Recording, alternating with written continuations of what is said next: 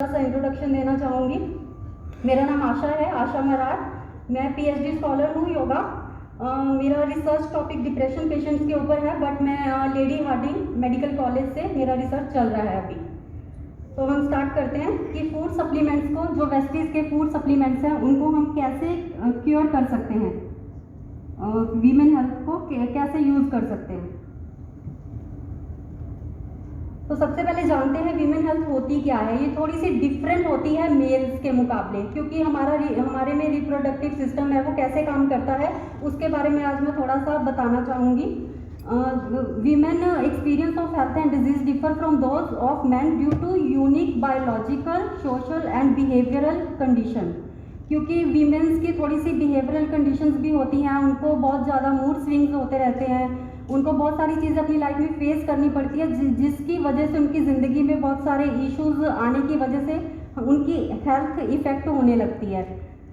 तो जैसे WHO ने कहा है, अभी जोगिंदर सिंह आर्या जी ने भी आपको इसका डेफिनेशन बताया है कि एक स्वस्थ आदमी कौन होता है, जिसको कोई भी फिजिकली डिजीज़ नहीं है या सोशली भी नहीं है, मेंटली भी नहीं है, वो एक तरह से हेल्दी होता है।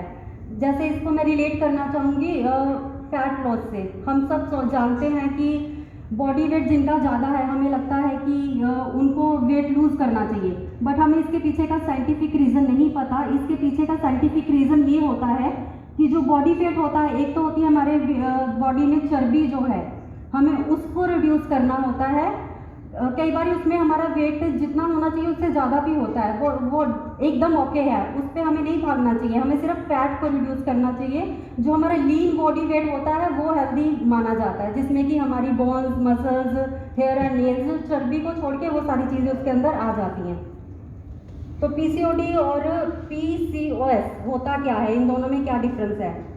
जो पीसीओडी होता है वो क्योरेबल होता है, पीसीओएस जो होता है वो थोड़ा सीवियर केस हो जाता है। इनमें डिफरेंस क्या है, पीसीओडी में छोटे छोटे सिस्ट बन जाते हैं, उनकी क्वांटिटी 4 से 5 होती है, बट पीसीओएस में वो 12+ होते हैं, मल्टीपल सिस्ट होते हैं।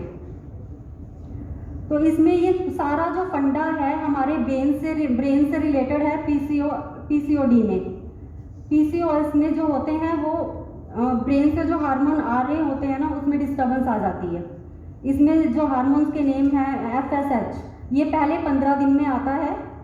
जैसे आप इसको इससे समझिए, जो रिप्रोडक्टिव सिस्टम है उसमें ओवरीज होती हैं, उसमें से हार्मोन्स रिलीज होते हैं, उनकी भी एक टाइमिंग होती है। जो FSH होता है वो पहले 15 दिन में होता है, उसके बाद एस्ट्रोजन को वो बोलता है 16 डे पे कि मैं आ चुका हूँ, वो ब्रेन को कमांड देता है कि मैं आ चुका हूँ, आप अपना अगला काम स्टार्ट कर सकते हैं।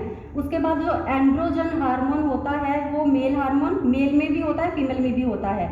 जब ये पीसीओडी या पीसीओएस हो जाता है, जब ये हार्मोन की स्थिति बढ़ने लगती है, तो फिर उसके अंदर जैसे कई फीमेल्स को हेयर आने लग जाते हैं, एक्ने हो जाता है, ये उससे रिलेटेड होता है।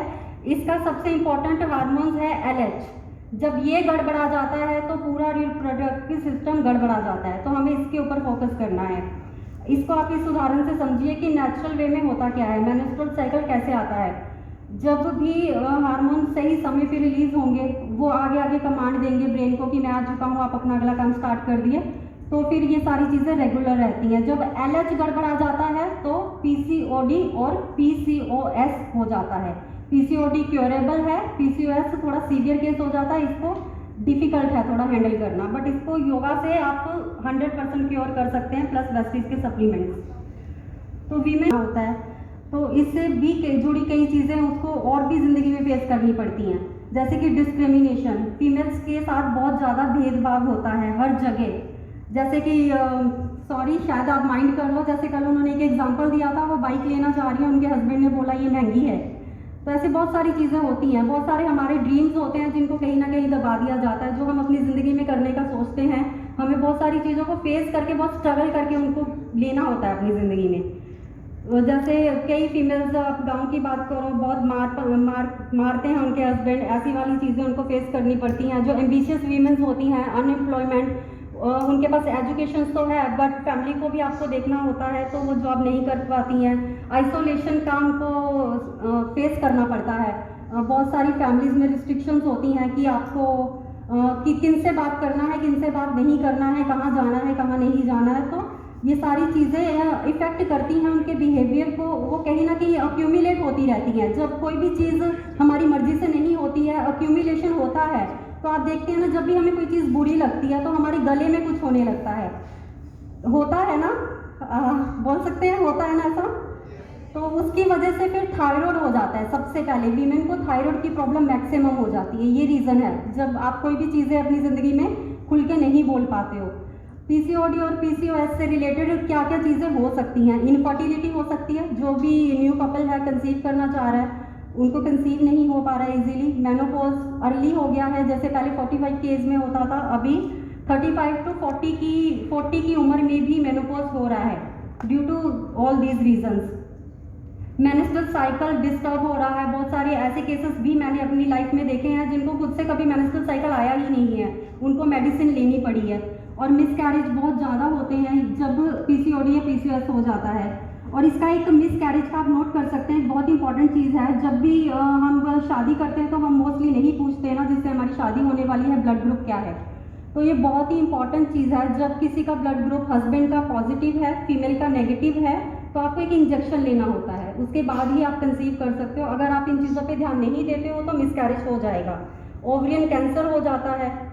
और प्रीमेच्योर, जैसे मैंने अभी मेंशन किया है, अर्ली हो गया है, पहले 45 की एज में होता था, 45 to 50, अभी ये अर्ली हो गया है, 40 की एज में भी हो रहा है लोगों को। कैंसर हो जाता है, यूटीआई से रिलेटेड इश्यूज हो जाते हैं। पॉलीसिस्टिक ओवरियन डिजीज़ होती क्या है ये मैं आपको बता चुकी हूँ, जो हार्मोन्स के ऊपर होता है। ये पूरा स्ट्रक्चर है रिप्रोडक्टिव सिस्टम का। इसके बहुत सारे रीज़न होते हैं, मेन रीज़न होता है स्ट्रेस। जब भी आप किसी चीज़ का स्ट्रेस लेने लगते हो तो कहीं ना कहीं डिजीज़ में कन्वर्ट हो ही जाएगा। हाईली एम्बिशियस वुमन को हो जाता है, लाइफस्टाइल के ऊपर बहुत ज़्यादा डिपेंड करता है। आजकल हमारा जो लाइफस्टाइल है वो बहुत ही ज़्यादा गड़बड़ा गया है, जिसकी वजह से पहले स्ट्रेस होगा, एंजाइटी होगी, फिर ये लीड करेगा डिप्रेशन को। इसके साइंस क्या हैं?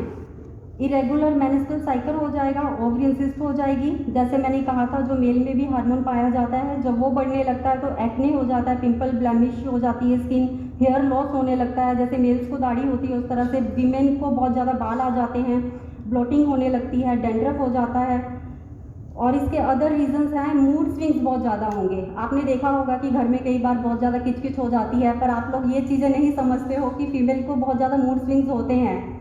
कभी भी मूड स्विंग हो सकता है, स्पेशली तब जब मेंस्ट्रुअल का एक हफ्ते पहले और एक हफ्ते बाद, ड्यूरेशन ऑफ टाइम तो रहता ही है। सडनली वेट गेन होने लग जाएगा, जैसे थायराइड में भी हो जाता है वेट गेन।